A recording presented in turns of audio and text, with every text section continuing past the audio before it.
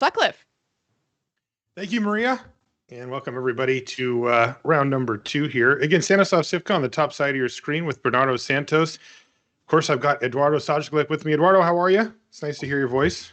Yeah, I try to have a mellow voice from time to time. You know, it makes it easier to listen to. Are you doing well? You have to answer my question. How are you? In good shape, honestly. These been playing a lot more Magic than I would have suspected. I think the amount of tournaments as well as the standard shakeup has really allowed for a lot of competitive play. Awesome. And of course, we've got that high level competitive play for you all weekend long, this time with the MTG League weekend. And today we're focusing on rivals, as Maria said. This time it's Stanislav Cifka versus Bernardo Santos. Cifka with what looks to be a tuned version of Esper Doom Foretold, specifically for this matchup against Bernardo, who's running what has become the default deck in Standard, which is Gruel. Right. Gruel has proven itself to be the force in the metagame, but as you can see, Cifka has access to Eliminate, which wasn't fired off on Edgewell Innkeeper. I think with Apparition, it makes sense to remove the Innkeeper this way. That way, if it dies to a Fire Prophecy or a Stomp, your opponent only gets a 1/1. And you can keep Eliminate to kind of get ahead on mana, right? Destroy this Lovestruck Beast, since that's a good tempo exchange. That's right. Cifka, sitting pretty here at 19 life, is going to also resolve a Doom Foretold and send the turn back over to Bernardo. And Doom Foretold particularly potent in a scenario like this if there's not an answer to Skyclave Apparition. We were probably going to see Stomp come down this turn just because it can deal with the Apparition and then Doom Foretold has to sacrifice itself. Otherwise, you'd be in a scenario where you get another Doom Foretold trigger against your mid-range deck that plays 1 or 2 threats a turn, which is not where you want to be. But the Stomp here is going to be really key. And here it comes. Stomp that Apparition. And even get in for a nice hit of 4, knocking Cifka down to 15 before passing the turn back. With Doom Foretold on the stack, here comes Omen of the Sea at instant speed during Cifka's upkeep.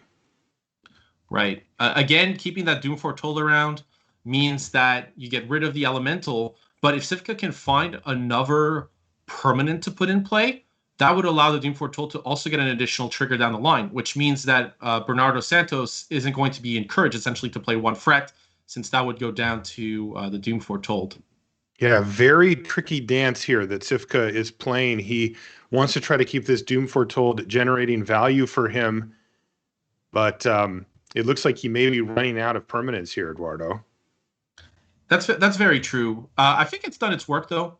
Okay. And you actually see the Eliminate here specifically because it allows Cifka to really get ahead on cards, right? The discard plus draw, you have access to Shark Typhoon and Amira's Call, so Cifka has the tools to essentially take over the board, and his Elspeth Conqueror's Death was a big draw because whatever Bernardo Santos plays this turn is going to be 1 threat, and Elspeth Conqueror's Death is at its best in those scenarios.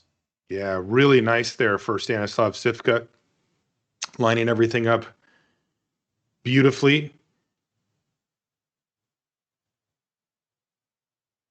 And getting that value. Now, all of a sudden, it's not a great board here for Bernardo, but he's able to add Questing Beast, which is going to apply significant pressure as it crashes in for 4 damage right here, right now. But the ECD, Elspeth Conqueror's Death in hand for Stanislav Cifka, is a perfect answer for it. Send that Questing Beast on a quest it never comes back from. It's going to get exiled. And look at this. A frisky Vigilant Knight is going to get in there and knock Santos down to 13. Who's the beat down now, says Cifka. Well, that's why Vigilance has seen actually a lot more constructed play recently, just because it's tacked on to a lot of effects like Doom Foretold, or if people remember, Nissa Who Shakes the World. But I remember the thing that card, yeah. Yeah, I think most people do. Maybe not so fondly, but yeah, here you see the no block, by the way, just because this is a pretty telegraphed Embercleave. There's not something like Rimrock Knight in the deck. May not actually fire it off because there's the ability to play Bonecrusher Giant. The problem is next turn Embercleave will cost 2 more because of Elspeth Conqueror's Death second chapter. Right, the tax. You know. Yeah, this gets very interesting here, and you can see Cifka not worried about it. Santos, yeah, fine, you can have it. I'm not even going to bother. Even though it seems like both players are perfectly aware of this Embercleave, Santos isn't even going to fire it off. He is going to add to his board with Bone Crusher Giant before passing the turn back over to Cifka, who's going to play Emiria's Call right on time here, Eduardo. 2/4/4 Angels and now an Indestructible Knight to boot. Yeah, you might as well. You could attack if you wanted to, since it's. I would definitely send the message there, right? Like it is a free roll, right, Eduardo? Like if your opponent misclicks, I guess. See, going for the absolute smallest of edges here on MTG League weekend. You got to go for it all. But Cifka says, I'm just going to assume that my opponent will figure out the block and save us both the time. Passes the turn back over.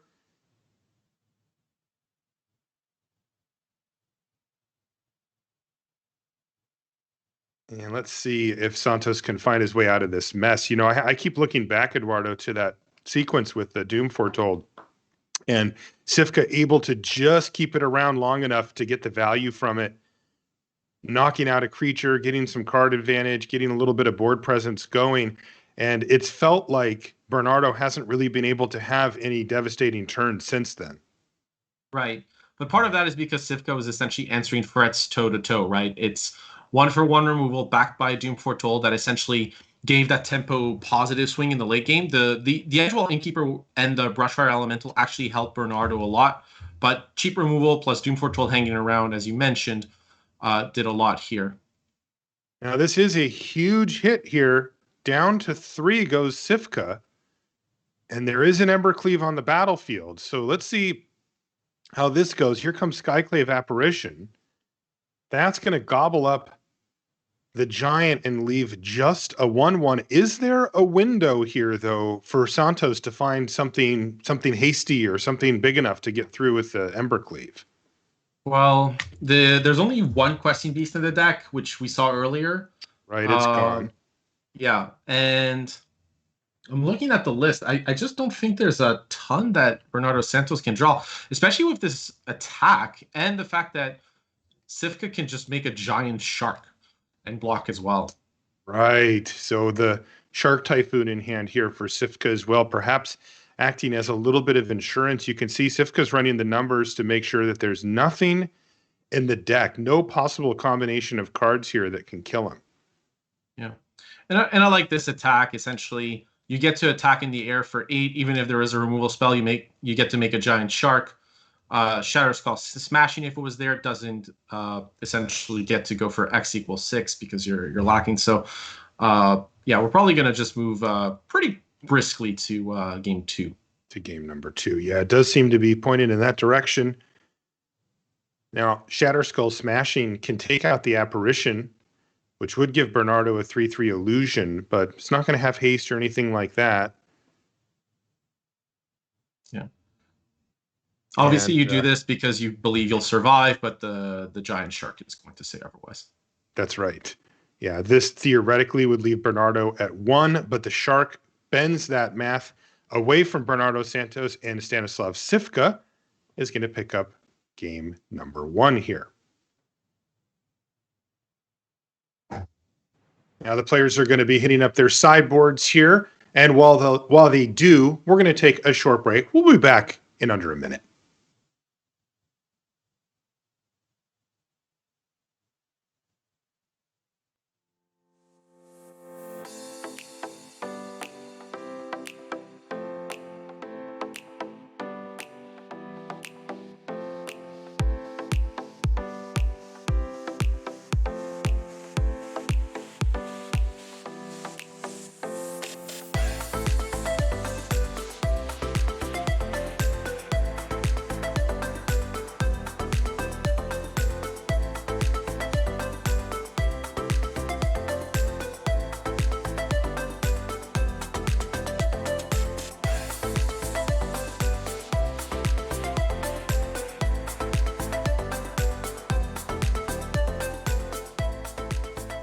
And welcome back, everybody, to MTG League Weekend. Marshall Sutcliffe with Eduardo Sajglic. We're very happy that you decided to join us here on a Saturday.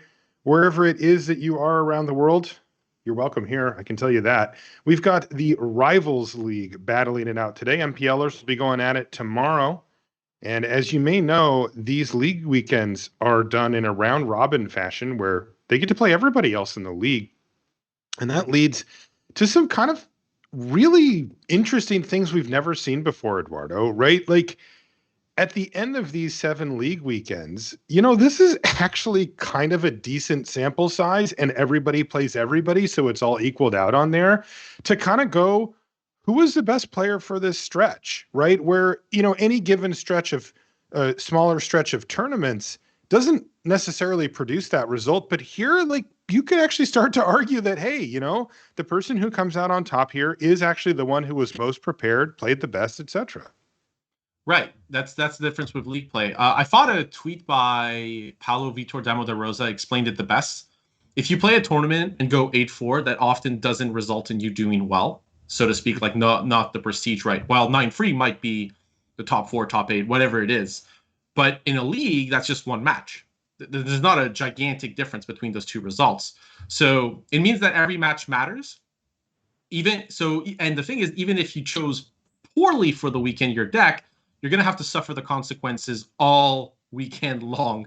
And it's not like you can go 2-7 and go like, well, it was a bad day, I have to drop. No, you have to battle back with 3 extra matches. And I think that does have quite significant mental burdens on people, because you might be facing someone who's had the tear this weekend. They're 8-1 and you're at 2-7 and you're like, well, this is going to be rough. Yeah, it is funny because we are used to it, that it's sort of self-correcting in that way. By the way, Bernardo Santos is just going off as we chat here with double Edgewall Innkeeper into Lovestruck Beast, drawing a couple of cards and putting 8 power on the battlefield here very early in the game. Heartless Act will save Cifka from some damage. But normally, since we're used to Swiss play, when you lose enough to not be a factor in the tournament anymore, you get to go home, right? You're done. Right. And if you're having a medium run at the tournament, you're kind of technically still in contention. Well, you're playing against other people that are having a similar run. So maybe they've made a choice that wasn't great for the weekend, similar to you, or maybe they're not playing their best or just running bad. But you're kind of matched up with people that are in a similar situation that you are. But that is just not the case here at all. As you mentioned, you could be on 0 wins and face somebody who's undefeated late in the tournament. This is an unforgiving format in that way. Right. You have to make sure your deck choice is correct. Speaking of which, by the way, in this game, Edgewall Innkeeper is probably one of the best cards against the Esper Doom deck because it's so cheap. So it works well against the card Doom Foretold.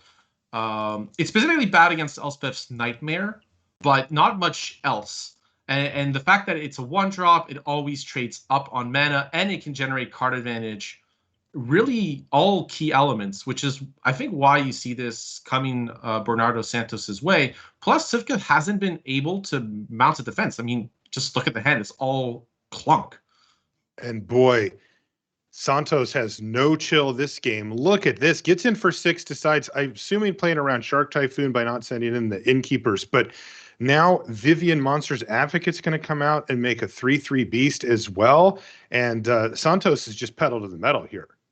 Right. Plays the Vivian to not lose the card Extinction event, since that's one of the easiest ways to go down. It was top decked actually by Cifka.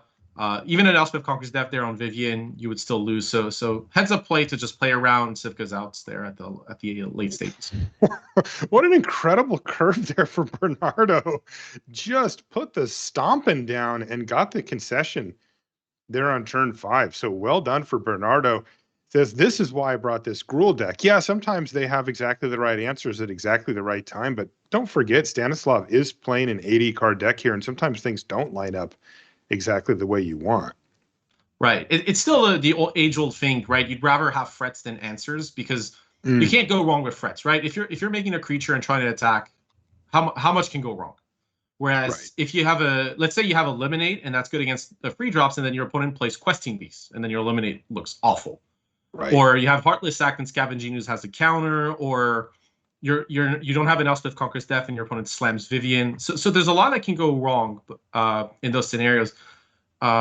This is actually going to be an interesting game, because look at the hand for Bernardo Santos. Holy smokes! Triple Edgewall Innkeeper needs to find an adventure creature to take advantage. And what does it look like from Stanislav's perspective? You see, he's got a copy of Eliminate in his hand, as well as Maze Mind Tome.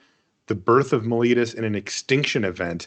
Boy, depending on what he plays here, things could get... Oh, he's going to play the Maze Mind Tome. Let's see if Bernardo walks into this with the double Edgewall Innkeeper, perhaps ending up a devastating Extinction Event down the line. Right, but you're so incentivized to go double Edgewall Innkeeper because it's an AD card deck. There are, well, free Extinction Events. This is so good against the rest of Cifka's deck.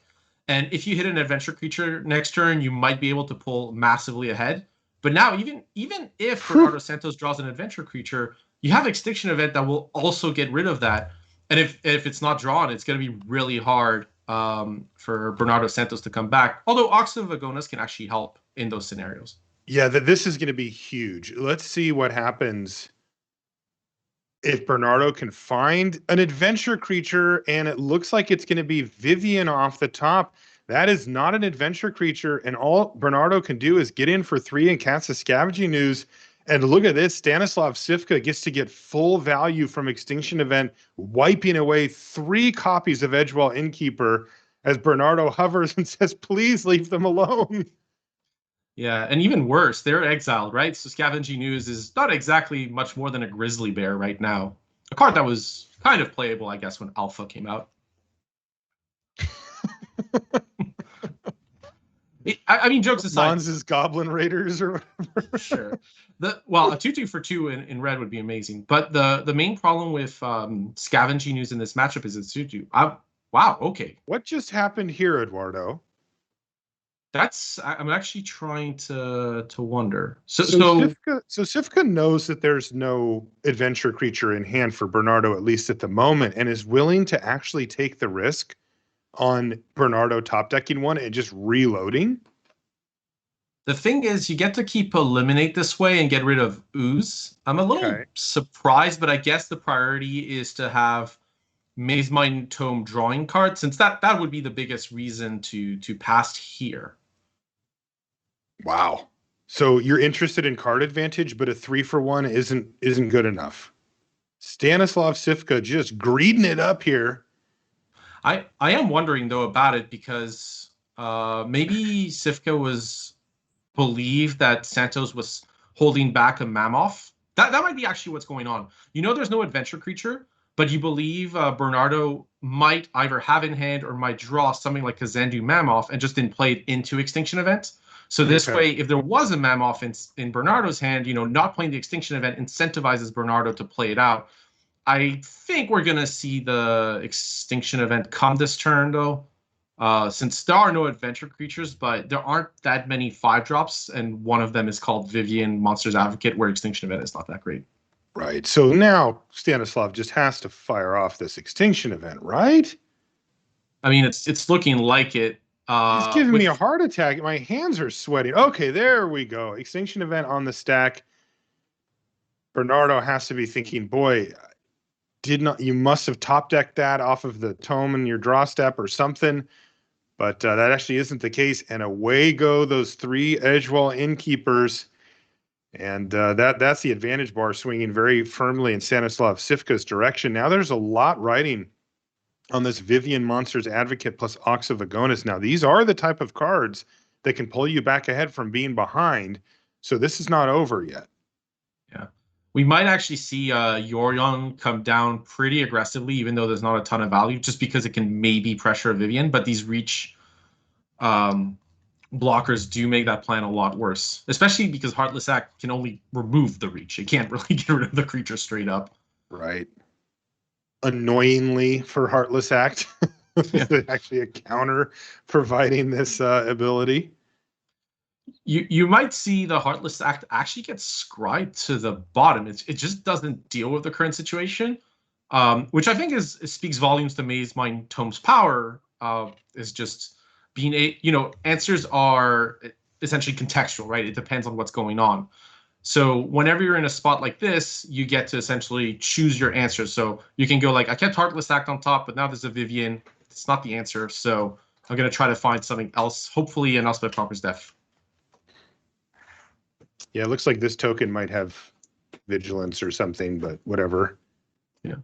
What the heck does Bernardo do now? He's facing down Yorion. Now, this wasn't the most mind-blowing Yorion we've ever seen, but people seem to forget sometimes that Yorion also just has power and toughness and flying.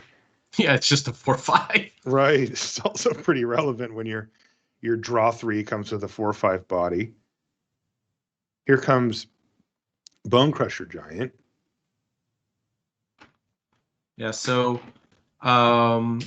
I guess the choice for Vigilance here was because you could always give Reach to the next token, and Vivian would be at 5 loyalty, so you don't have to worry about an attack on Vivian. But it does remove the option to double block, so I'm a little surprised, honestly. Reach seems like the most relevant ability in this matchup since Vigilance rarely is going to matter. Well, this one's going to have Reach.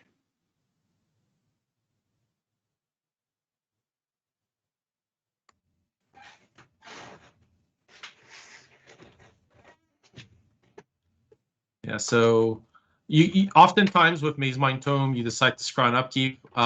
That said, Cifka has the option to just play a Mirror's Call this turn.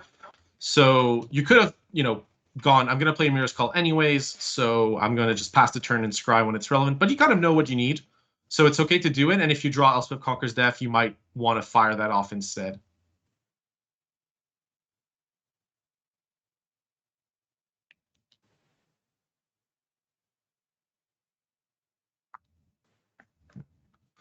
Back over to Mirror's Call. Yeah, Mirror's Call might protect it. Might be good to also take down this Vivian. Yeah. Well, yeah, not getting that first beast with the Reach is not paying off here for Bernardo. As you mentioned before, the potential for a double block, at least having the option for it, looks like something Bernardo would be interested in here. Whether he chose to do it or not, I'm not sure, but, options are options. In the meantime, there's that Amiria's Call coming down. We see the 2 4/4 Flying Angels added to the board. Yeah, and by the way, it wasn't played pre-combat because there's so little risk of something like a Fire Prophecy should be boarded out, and there's such little risk of a stomp in that spot that you don't need to play it pre-combat. Cifka has the luxury at this point of these type of plays, as he's still kind of riding the wave from that devastating 3-for-1 he got a few turns ago. And it's been up to Bernardo to try to scramble to get back in some type of fighting stance here. So far, he's had the tools to do it with Vivian, and there is also an Ox there. He's going to send in with Bone Crusher Giant, offering a trade. Not sure how much Cifka has to consider Embercleave at this point, but there isn't one in hand. I mean, it's a consideration. You're okay with taking the trade, although Apparition essentially was the only target available. But yeah, Bernardo is just trying to set up for a scenario where you get to play Ox, reload, and try to swing the tempo the other way, and just hoping that Stanislav's hand isn't too powerful, which for now is actually pretty medium. There's not really something to kind of take over the game, and really the card I think Cifka wants over anything else is Elspeth Conquers Death, because then you get to start doing Yorion loops with Elspeth Conquers Death. The legend rule, you put one in the graveyard, so you get to kind of keep the engine rolling and hopefully get to a point where you can take over the game. Boy, right when it looked like there was going to be time to breathe here for Bernardo, there's another Amiria's Call now for Cifka. So the hits just keep on coming for him. He gets to slam another one of these things on the battlefield, and that's going to enable yet another attack here. Yeah. Now this is going to be an indestructible Yorion, so it will trade instead of losing Vivian, Bernardo's just going to trade off one of his 3/3 Reach beasts. Right. There's no point to double blocking there, which is why you just see a single block happen. Right. But yeah, Amiria's Call, I mean, the fact you get to play a land that in the late game is this potent is really powerful. It's extremely powerful.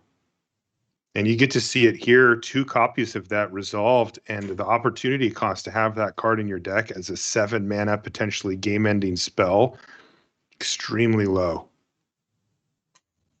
just a land. So there is the possibility for Bernardo. So Bernardo Santos here, by playing a land, can go play Bone Crusher Giant, play Ox of Agonis, reload, or if there's a creature on top, you can just play that creature instead. But I like this with the -2, since you get to essentially get pretty much any creature in the deck. And that's what's going to happen here. So Vivian's -2, like you said, it can get basically anything. There's the one of Questing Beast still on the list here, and Bernardo's going to go for that. And he finds Wilt, Brushfire Elemental, and Phoenix of Ash.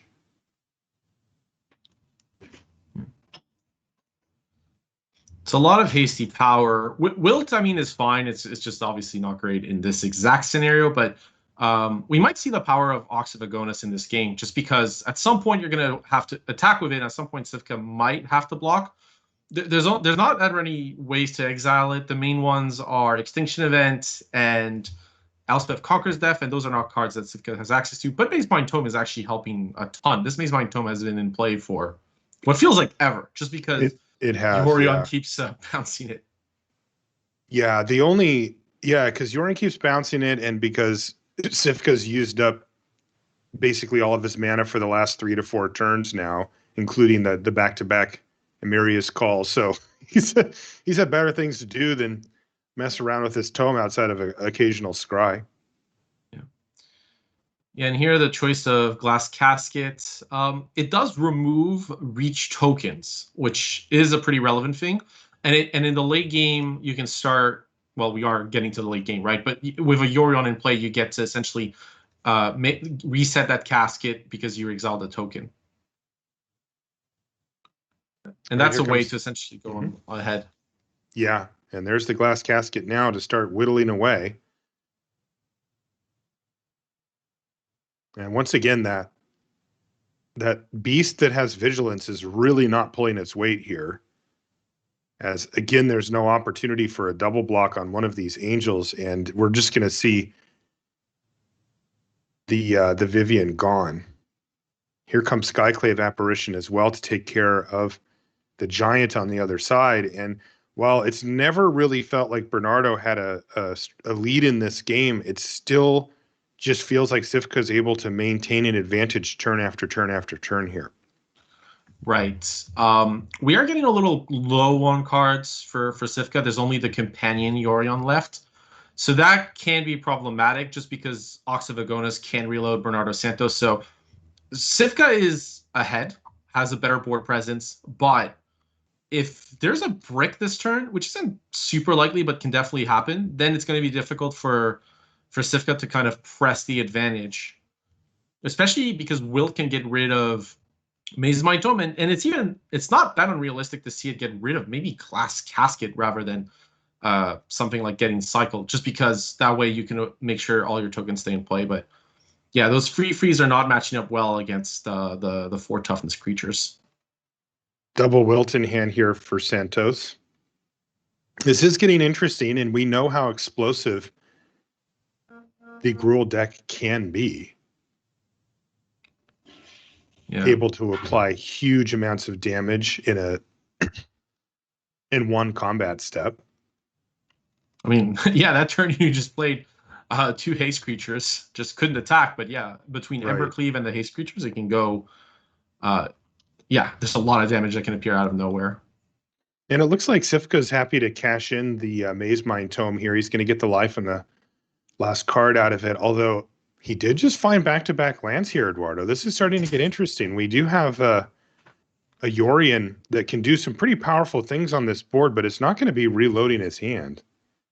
Right. Well, the thing is, if you play Yorion this turn, you could at least have 2 triggers of Glass Casket, theoretically, right? The idea is you could play the Yorion, exile the one that's currently in play, but while keeping it. That way you get kind of 2 bites out of the apple. But the problem is this Wilt on Glass Casket is going to make it much worse, because all of a sudden, well, yeah, Apparition is fine. Like, the first trigger of Apparition matters in removing Phoenix of Ash. but the Brushfire Elemental is pretty weak, and it can't get rid of the tokens. Or the Ox. The Ox would be ideal to exile. All right, so we are going to see Bernardo fire off Wilt on the Glass Casket before Yorion gets to do Yorion things. So that little problem's been solved, and Bernardo even has a backup Wilt in hand. Could even turn that into a card if he felt like that was needed. Yeah, the fact that Wilt cycles has made it a pretty important inclusion in these Gruul sideboards, just because you get to essentially have this card against in the Gruul mirrors against the Akroan War and the Great Henge. So that's why you see the card there. Is often, answers are bad, but the fact that you can cycle it for 2 makes it a much more relevant answer. Curious to see if he cycles it here. He found a forest with his draw step and just doesn't have anything going. So yeah, he's going to cycle it away. Let's see if he can find some way to get in. Well, it's a second copy of Brushfire Elemental. He has also that land in hand. So, by the way, people are wondering, so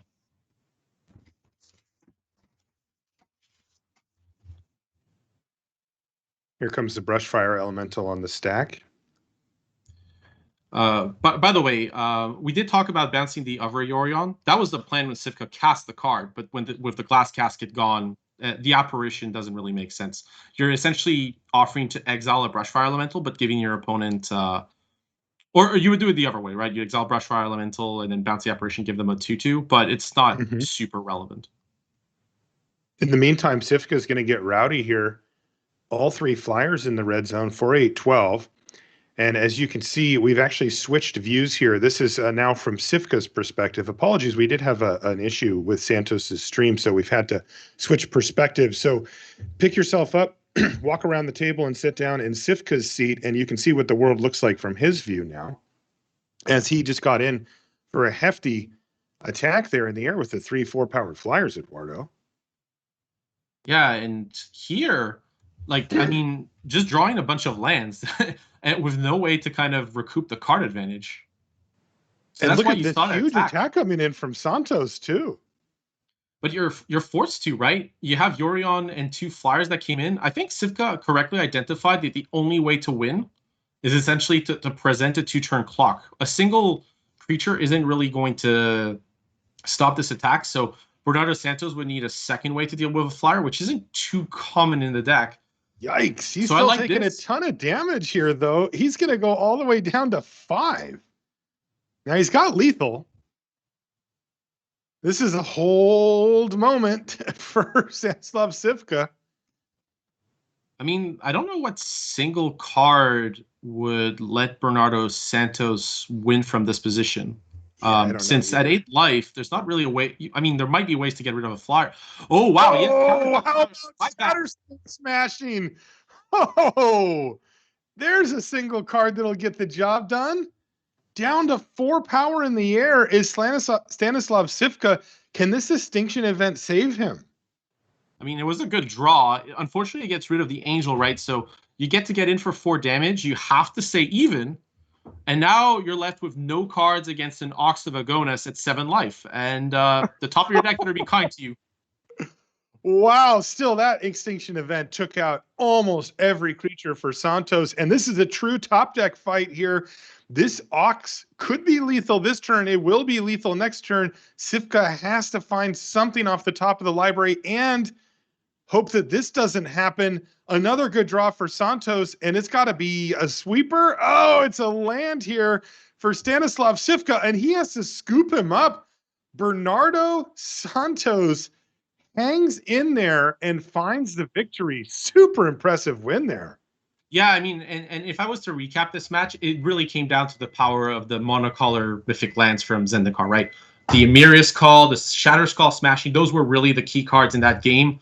Obviously fueled on the Gruel side by Ox of Agonas. The green-red decks don't usually have access to that much card advantage, but between Edgewell Innkeeper, Ox of Agonas, and Vivian Monster's Advocate, that can be a lot of long-term card advantage. And if you don't have an immediate answer for those, that's where you can see the Gruel deck keep toe-to-toe with a control deck in the very late stage of the game, especially with Cifka kind of flooding out at the end there. Yeah, he really did flood out, and it's interesting because even with the flood that we saw from Cifka, and even with Santos having drawn a land in the late stages, they were both able to still play quite a game thanks to those lands being the double-faced lands that act as, in some cases, game-ending spells.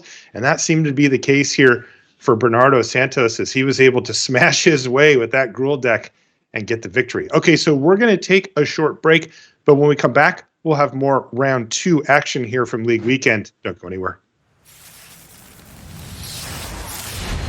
Hello and welcome to The Bolt, the fastest way to get to know the most exciting players in Magic. And right now I am joined by Lucas Esper. Lucas, how are you doing?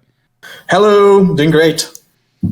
Gonna get straight into the questions. What is your favorite Magic deck ever? I gotta say Mardu Vehicles, just because it's the one I won the most with. It's also really fun to play. What's your favorite format? Legacy.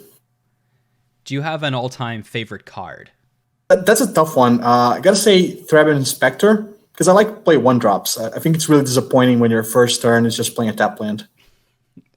What's a card you really don't like seeing played against you? Probably Red-Black in Draft. What was the set you started playing with? That's 4th edition, some 20 years ago. Who is your biggest rival in the league? Who do you want to beat? Even though he's in MPL, I'd say it's Marcio Carvalho, just because every time I lose to him, there's infinite amount of teasing, and I'd rather not go through that. I'll ask you some non-Magic questions too. Do you prefer cake or pie? Cake, easy. What country has the best food? I gotta say Denmark.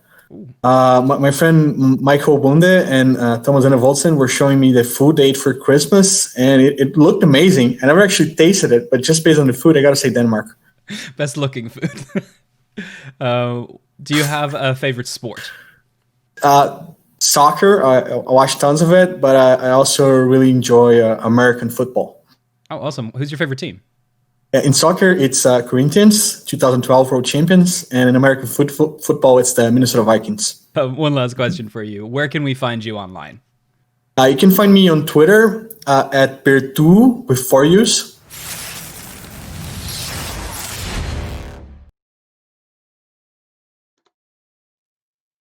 Hey everybody, welcome back to coverage of League Weekend. We are watching the Rivals League players play today, all against each other. Tomorrow will be the MPL. We've already had some fantastic matches today, and we're gearing up for another match from round number 2 here. Let's take a look at our players and find out who will be watching. It is Lucas Esper versus Matt Nass. 1 top finish for Lucas Esper, 2 for Matt Nass. Gruul Adventures versus Celestia Blink. Let's take a look at the first deck list here and get a little peek under the hood as to what the players are bringing to the tournament. Gruul Adventures, we've seen a lot of players play it already today. It is the most popular deck among our rivals. Eduardo versus something like Celestia Blink from Matt Nass. What do we need to be looking out for here in this Gruul Adventures list? The main thing that you want to try to do as the Gruel Adventures player against something like Celestia Blink is mitigate the damage of Wicked Wolf and Skyclave Apparition as much as you can. So actually cards like Fire Prophecy, Bone Crusher Giant, and honestly even Ember Shieldbreaker taking down a food from a Gilded Goose are actually all key cards. And if you can make sure that their Apparition and their Wicked Wolf can't come down too early, can't generate too much advantage, you might be able to get an Ember Cleave down and get rid of it. But one of the cards that would have been key in this matchup, the Great Henge, there's only a single copy. So I think that Lucas Esper is really going to be the aggressor in this matchup. You don't want to give your opponent a ton of time with Trill of Crumbs, Wicked Wolf, Euron Sky Navid, and Skyclave Apparition on top of Elspeth Conquers Death. All these cards generate value long term. So you want to get the game done with nice and fast. And that's interesting too. You pointed out only 1 copy of the Great Henge, but a full 4 copies of Embercleave, which is a little bit unusual. Most people just bringing 3 this weekend. So Esper is looking to smash. Let's take a look at the opponent's deck list here. Celestia Blink from Matt Nass. Tell me about this list, Eduardo. I mean, this was kind of a deck that at the start was pegged as one of the more powerful potentially in the format, just because it's so good against aggro decks, theoretically, right? Yeah, 4 Glass Caskets, 4 Wicked Wolf, 4 Skyclave Apparition, Elspeth Conqueror's Death being pretty good against the Gruul decks as well.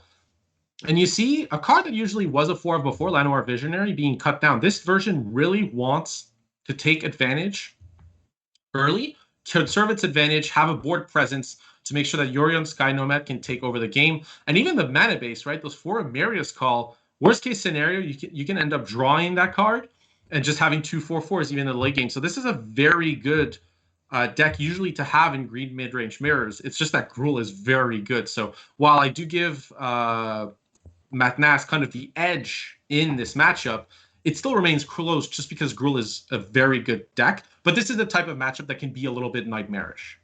Eduardo, I can't get over these 2 golden eggs. Look, you just sometimes, you gotta just fill the deck with whatever you need.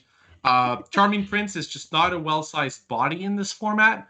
And if you need a 2-drop, well, let's go. Let's do Golden Egg. All right, we'll see who comes out on top here. Matt Nass with Celestia Blink, Lucas Esper with Gruul Adventures. Marshall, take it away. Thank you, Maria, and welcome back. So coming in here, you can see Matt Nass has 8 wins coming in over the prior rounds going back to the last league weekend, and then Lucas Esper on 6. Now Lucas came into this event with 5, so that means that he's picked up a victory in his first round. Kicks things off with an Edgewall Innkeeper back over to Matt Nass. Yeah. So this is a good start, by the way, just for Lucas, just because there's a lot of cheap creatures and you're on the play, which is really kind of where you want to be against a deck that's going to outvalue you in the later stages of the game.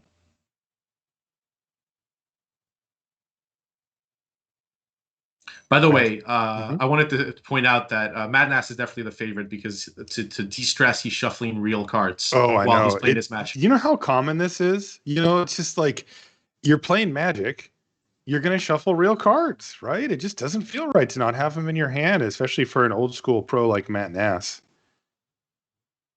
For sure. There's actually a lot of players that do that. They'll just have a pile of cards sitting around on their desk and they'll just grab them kind of as you mentioned, like a de-stressor. In the meantime, Lucas is applying massive pressure now. Thankfully for Matt Nass, there's a Skyclave Apparition to at least stem the bleeding here. Right. But this aggression has been actually pretty good because it meant that Matt Nass, instead of going for Edgewall Innkeeper, kind of Lucas's card advantage engine, had to go for Brushfire Elemental just because it might be worrying in the later stage of the game. And you can see that patience from Lucas to not fire off the Bone Crusher Giant, but just keep it in hand and have that stomp for the Skyclave Apparition really paying off in this game. Wow. And once again, Lucas able to immediately rebuild his board, crunch in for 5 and leave Matt Nass reeling. He's at 9 life. Ooh, there's a Wicked Wolf, though. Yeah, it doesn't get indestructible, but it can still munch on an Edgewall Innkeeper. It could munch on the 2/2, but that seems a little marginal. I like this, though. The thing is, Matt is going to win the long game, and you're playing against a deck with 4 Embercleaves.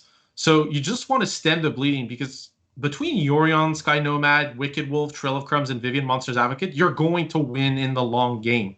So you just want to make sure you can conserve your advantage. But these Edgewall Innkeepers are going to allow Lucas to reload. Let's see what he gets. He fires off the Bone Crusher Giant, draws 2 cards, and they are Kazandu Mammoth and a Scavenging Ooze. So nothing that will dominate the board in its current state, though good fuel for the future here as he can deploy that Ooze. Yeah. The Scavenging Ooze is probably going to fall prey to Wicked Wolf, but this does, if Matt Nass does play Wicked Wolf, this would leave the door open for Embercleave on Bone Crusher Giant. So it's that decision, do I Glass Casket the Bone Crusher Giant and play a relatively inconsequential Trail of Crumb this turn? Or do I just, go for the Ooze, get value, and know that if an Embercleave comes, I'm just done? This is a big turn here, because if Lucas can find a way to punch through, he could put himself in a position to win this turn or next, but he hasn't. He found Emberth Shieldbreaker to join the Kazandu Mammoth and the Mountain in hand here, and it looks like Matt Nass has at least tentatively stabilized. Right. The Red Ancestral Recall might be quite good here because it does give you 2 shots at drawing Embercleave. Sorry, Thoughtcast, my bad. Thoughtcast. Yeah. Easy there, buddy. Easy. Let's leave Ancestral Recall and its position still intact. Now, there was a Brushfire Elemental. That does change the math here, potentially, as we see Lucas try to decide if it's correct to fire that off right now or to go for a Mammoth and then try to get a huge turn next turn. But it's right here and right now. Brushfire Elemental land, attack with everything. Yeah. The decision there, right, is Skyclave Apparition cannot block the Brushfire Elemental. So that would allow Lucas to get in and put Matt to, it seems, 2. This does seem like the more favorable block, but then it's at 2 life with Skyclave Apparition going down. And I think this block probably has to be done. You don't want to give your opponent an extra threat. It does put you to 1, which isn't too different to 2. I guess with the Innkeeper it is, but you have Trail of Crumbs, you have Glass Casket. The problem here is I'm not sure what Matt Nass can do next turn, which has to be the consideration, right? So you get to have a board with 4 creatures at 1 life, and you're down to just 1 creature. I'm not sure what Matt can even play here. 2 Glass Caskets, I mean, it deals with 2 threats, but it doesn't allow you to survive. Not enough. And Matt Nass is going to scoop him up. So that's going to be Lucas Esper picking up the first game here as players go to sideboards. That means we're going to take a short break. We'll be back in just a minute.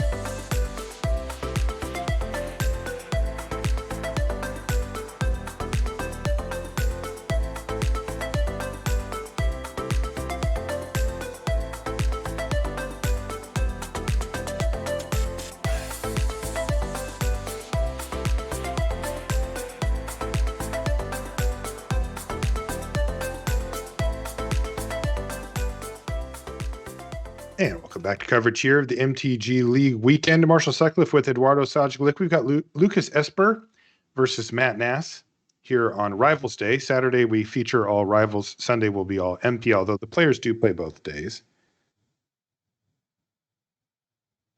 Yeah. You can see Matt's got his Boomer paper Magic cards here in hand. Just got to get the tactile feel of shuffling some cards when you're playing a Magic tournament. I agree. Very important. One of the many great things about our game. Right. You can choose one or the other. Well, in normal times, I guess. Truth. Right now, choices are limited. But we're heading into game number 2 between these two players, with Lucas Esper having taken down the first game in impressive fashion, applying huge pressure consistently to Matt Nass and really just overwhelming him. Yeah, I mean, it was just 1 drop, 2 drop, 1 drop, 2 drop. That's kind of what you need, because this Selesnya Blink deck is pretty good at stopping mid-range threats, right? If your opponent plays a free drop and you play Skyclave Apparition, that's a reasonable way to go. But I think that Lucas's early aggression plus keeping the Bonecrusher Giant as a stomp to get rid of the Apparition really defined how that game went. Plus the relentless aggression, prioritizing damage over anything else. So nothing going yet for Lucas. This is a much different opener than what we saw in the first game. Matt Nass just having all the time in the world. He's going to play Trail of Crumbs, make the food from it, and so far is just facing no pressure. And all that Lucas can do is fire off Stomp, going upstairs to Matt Nass's life total, dropping him down to 18 on end step. Right. The lack of green mana there was problematic, of course, for Lucas. But at least you had Fire Prophecy, right? If Matt Nass had played something like a Gilded Goose, you'd have been able to get rid of that and cycle that into a new card.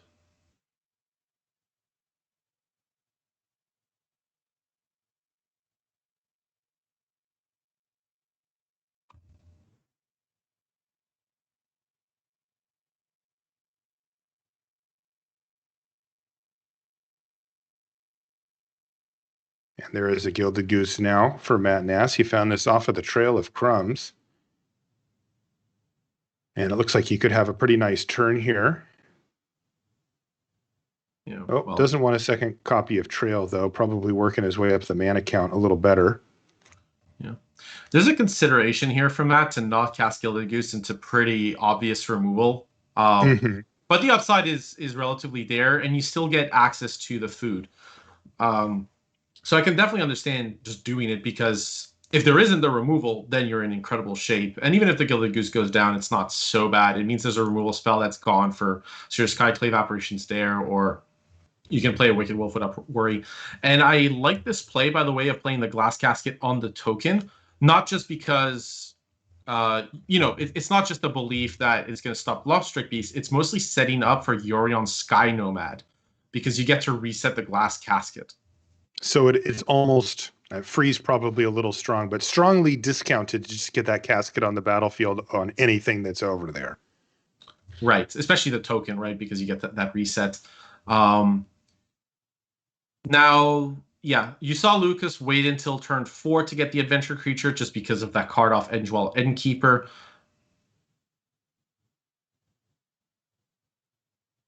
Here comes a golden egg, which looks like it's going to be sacrificed for mana here.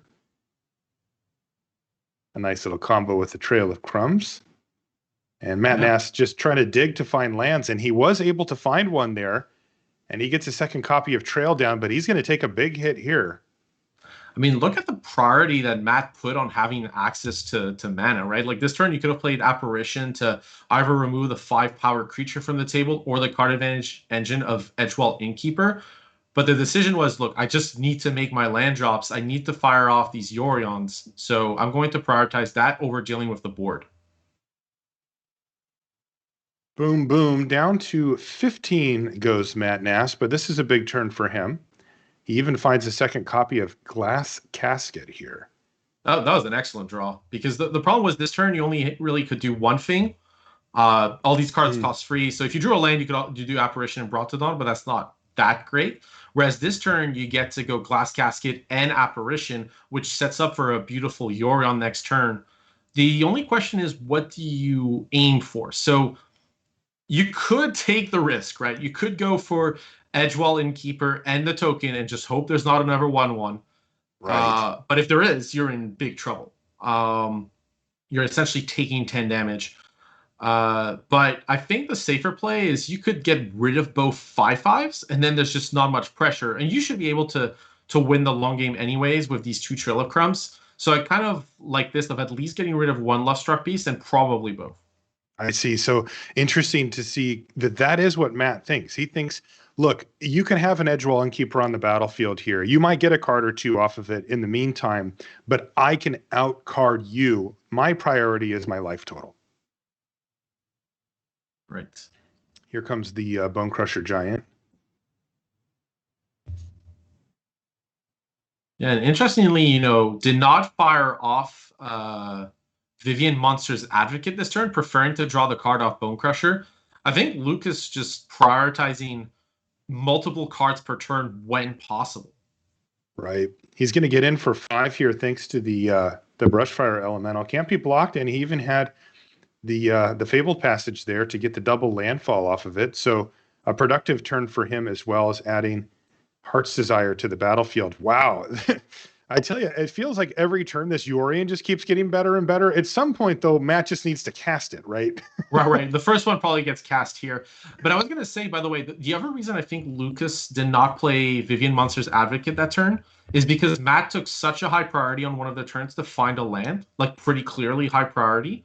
Right. So that would mean you're worried about a 5-drop, and that 5-drop can be Yorion, in which case you'd want a board presence because the Glass Caskets are going to get rid of the tokens too efficiently, or an Elspeth Conquers Death, which would be a complete disaster. So I liked this approach by Lucas, essentially recognizing Matt Nass is doing this to get a 5-drop in the play, so I need to mitigate that risk. That's why I'm not going to cast the Vivian, since it's not a good...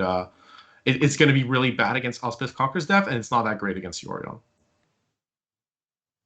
Matt, it looks like his initial inclination was to take out the 3/3 token, as that's the cleanest target with his Glass Casket. He did not bounce the other one, but he may be considering another target here. Yeah, essentially you would target the free with that mindset of, look, I'm going to make this Glass Casket have more and more value. Going down the line. Right, but if you're going to take the Bone Crusher Giant, your idea is I need to stop damage. That's all that matters. Just prevent as much damage as possible. Right. I'm assuming that Embercleave comes into the equation here for Matt as well. Right, because you can Embercleave on Giant and Yorion goes down and you take 5 damage. Whereas on the free token, you at least get to trade with it and you only take free damage. All right, but the turns are very good for Lucas as well. This is Matt's generating value, but this is the thing that this Gruul deck has in spades is that it can generate value too. Using cards like Edgewall Innkeeper and the Great Henge, it can just outcard even the control decks if the game goes long. Right. But this is where Lucas gets the edge of having been this aggressive, right? I think if Lucas was less aggressive this game, then Matt would have prioritized these Innkeepers, and Lucas would not have been able to, have this much card advantage, which does translate into more mana and more opportunity. So Lucas essentially converted that damage into cards. Right. And now Matt Nass, who has done basically the play every turn that keeps his life total the highest possible, is being rewarded for it, because even with those plays, he's at 5. And you know that if he would have gone for something a little greedier at any point here, he could have been dead by now. Right. But now there's this difficult spot of, well, Elspeth Conqueror's Death gets rid of the 5/5 token, but I'm dead to pretty much any removal or haste creature. So not really an option. Right. Wicked Wolf, right. You could have Yorion, but the Glass Caskets already you don't get value because your Glass Caskets have already kind of dealt with things. So the idea there is Wicked Wolf, I get to block the Lovestruck Beast. But is Shatterskull Smashing going to be a thing again here? Honestly, anything would have done it. Even a Stomp on Apparition would have been lethal damage just because Matt's at 5. Right. So, you block the 5/5, you take 5. So really lose to any removal spell, but was setting up to get card advantage off the Wicked Wolf. So that's why you saw Matt's play. But again, Gruel in a quote-unquote unfavorable matchup is going to take it down. I'm starting to see a trend here, Eduardo. Gruel takes it down again. There's a reason it's the best deck, right? There was like one deck that did well against it, which is Gruul Adventures, but then that deck is not great against almost anything else.